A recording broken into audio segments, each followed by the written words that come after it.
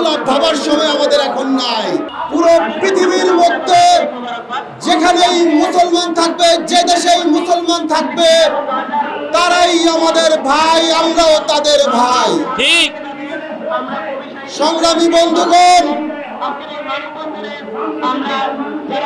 আমরা যারা চিত্র জগতে আছি, মিডিয়াতে আছি, আমাদের মধ্যে একটা ধারণা কাজ করে, আমরা যদি ইসরায়েলের বিপক্ষে কথা বলি, আমাদের আমেরিকার ভিসা হয়তো বন্ধ হয়ে যেতে পারে। সংগ্রামী বন্ধুগণ, আমি শুধু একটি কথা বলতে চাই, মুসলমানের তাজা রক্তের উপরে কখনোই আমেরিকার ভিসা একজন মুসলমানের কাছে মূল্যবান হতে পারে না।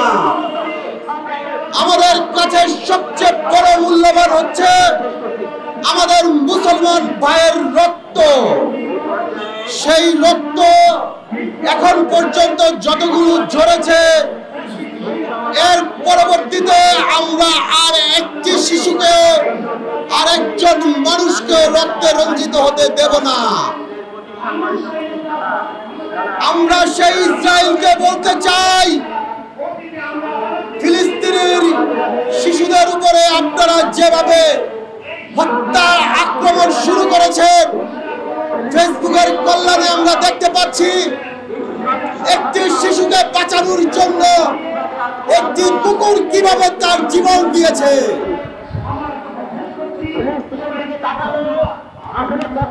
একটি কুকুর, একটি বোবা কুকুর যদি একটি শিশুকে বাঁচানোর জন্য জীবন দিতে পারে, তাহলে পুরো পৃথিবীর 200 কোটি মুসলমান আমরাও জীবন দিতে রাজি আছি। সংগ্রামী বন্ধুগণ, ইসরায়েল যেভাবে মানুষ মুসলমানকে গণহত্যা করছে, ফিলিস্তিনি মুসলমানদের একটাই অপরাধ, তারা এক আল্লাহকে বিশ্বাস করে, তারা মুসলমান ধর্ম পালন করে, এটাই তাদের অপরাধ।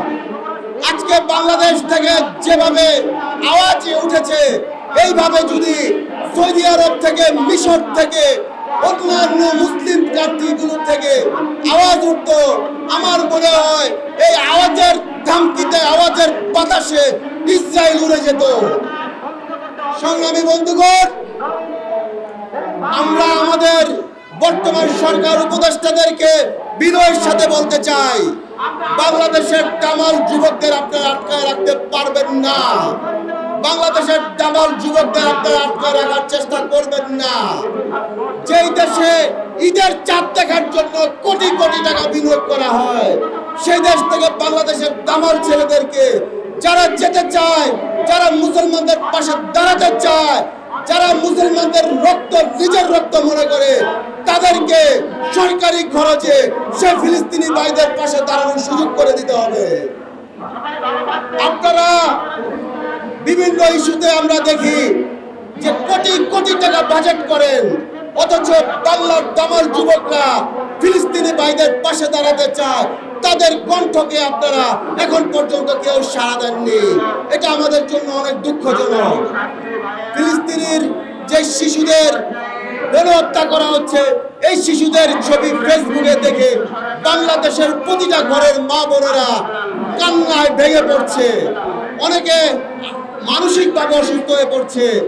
যেভাবে মানুষকে গণহত্যা করছে, এটা কোনোভাবে মেনে নেওয়া যায় না। সংগ্রামী বন্ধুগণ, আমি সর্বশেষ একটি কথা বলতে চাই, আমাদের মধ্যে কে শিয়া কে সুন্নি এগুলো ভাবার সময় আমাদের এখন নাই। আমাদের এখন ভাবার সময় একটাই, আমার মুসলমান ভাইকে বাঁচাতে হবে, আমার ফিলিস্তিনি শিশুদেরকে বাঁচাতে হবে। আমরা আমাদের আকীদার মধ্যে চাওয়া পাওয়া থাকতে পারে, আমরা এক আল্লাহকে বিশ্বাস করে নারায়ে তাকবীর আল্লাহু আকবার বলে আমরা সেই ইসরায়েলকে দাবিয়ে ফেলবো ইনশাআল্লাহ। আমি সর্বশেষ একটি কথা বলতে চাই, খোলাফায়ে রাশিদিনের যেই বিজয় আমরা দেখেছি, আপনারা যদি ইতিহাস ঘাটেন তাহলে দেখবেন যখন পৃথিবীর সমস্ত মুসলমান একত্রিত হয়েছিল, তখনই কিন্তু খোলাফায়ে রাশিদদের জয় এসেছিল। আবার যদি আমরা পুরো বিশ্বের মুসলমান 200 কোটি মুসলমান যদি একত্রিত হই, তাহলে ইসরায়েলের 1 কোটি ইহুদি বাতাসের সাথে উড়ে যাবে ইনশাআল্লাহ।